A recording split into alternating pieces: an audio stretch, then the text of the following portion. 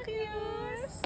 Finally! Abot na namin ang Kabalen! Open na guys! Let's go! Let's go! Asin malabon. Chicken barbecue. Kare.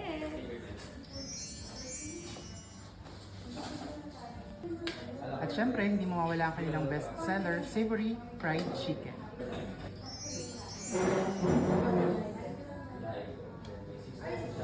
Mga ka-curious, kung naghahanap po kayo ng Bopis Kapampangan, ito na po yung version nila, original cuisine ng Pampanga, ang pulutok.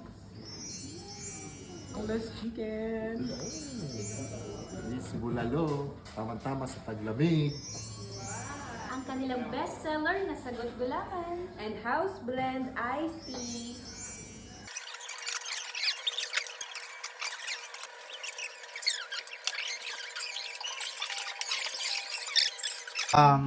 Triple Thai, dun sa pinaka masarap. Yung pinaka paborito ko. Kasi mahilig ako sa chicken. So, yung boneless chicken, the best. Savory, at saka, eto, chicken barbecue.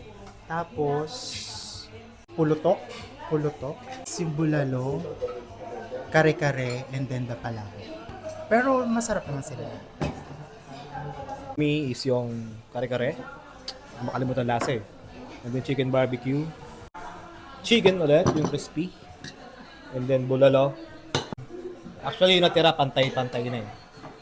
Okay. Top 3. Although lahat naman masarap, pero yung pinaka-top 1 ko is yung kare-kare. And second is boneless chicken. And third, bulalo. Okay, so akin naman ang pinaka-favorite ko kasi talagang naghahanap ako ng parang the best palabok. So number 1 ko talaga is palabok. So lagi akong babalik-balikan ko na to. Next is yung mahilig talaga ako sa chicken. Everyday mo ako pakainin ng chicken na talaga everyday. So lahat yan, sa tatlong yon, pinaka-masarap para sa akin yung savory, and then yung boneless, and the chicken barbecue. Next to that is kare-kare. And then pulutok, parang surprisingly, masarap siya kasi hindi ako mahilig sa mga lamang loob. Pero nung natikman ko siya, wow. Parang may bago na ulit akong favorite. And then, bulalo. Yan. Perfect talaga siya kapag malamig. Lalo ngayon. So, ang sarap niya. Thank you, Kabalen. Please, katatapos ko lang. Gusto ko sanang sumunod. Ay, baka ang dami kong sinasabi. So, ang aking top 1, mahilig din kasi ako sa chicken. Pero kakaiba yung luto ng chicken nila. Babalik-balikan mo yung kanilang savory chicken. That's my rank 1. Rank 2 ay boneless chicken. Rank 3 ko ay etong barbecue. Sarap nung kanilang chicken barbecue. Aking rank 4 is the palabok. Promise. Marami na kami nakaing palabok dito sa Qatar. Umorder tayo kung saan-saan. Pero ito, legit na, yung palabok na ito, palabok. Naghahanap ka ng palabok sa Yeah. Pero malabon pala yun. Oo. Sorry, pansit malabon. Kasi, pag mga Tagalog, Sa Quezon kasi, palabok. Kasi ganito yung sauce. Pero panalo talaga. And then, next to that is the kare-kare. Hindi ko pa nasabing kare-kare. Yo, kare-kare. Ang sarap din. Ang lambot ng beef.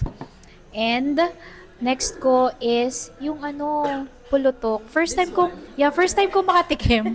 Nakikita nyo ba? First time ko makatikim ng pulutok. And ang sarap niya. Actually, ako mahilig kasi talaga ako sa mga yung mga laman loob. Kaya matakot na kayo sa akin. Charot. Oo, pero ito sarap. Kita nyo naman. And last ko is the bulalo. Pero kahit pinang-last ko yung bulalo, hindi nun ibig sabihin na hindi siya masarap. Masarap lahat. Yun mga ka-cute. And totoong gulaman. So, ito yung aking lista. I have noted.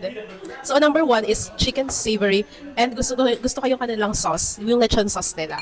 So, yung chicken, masarap yung balat. Kasi ako pag kumakain ako ng chicken, yung balat talaga yung nandun yung judgment ko. This one, very crispy. Hindi siya oily. Tapos, yung mismo laman niya, malasa at hindi dry. So, that is my top 1. Number 2 ko naman ay sagot gulaman. Yung sagot gulaman niya kasi, ito kasi yung legit na sagot gulaman, yung sago na may gulaman. Tapos hindi lasang asukal. So, that's my top 2. Number 3 ko ay kare-kare.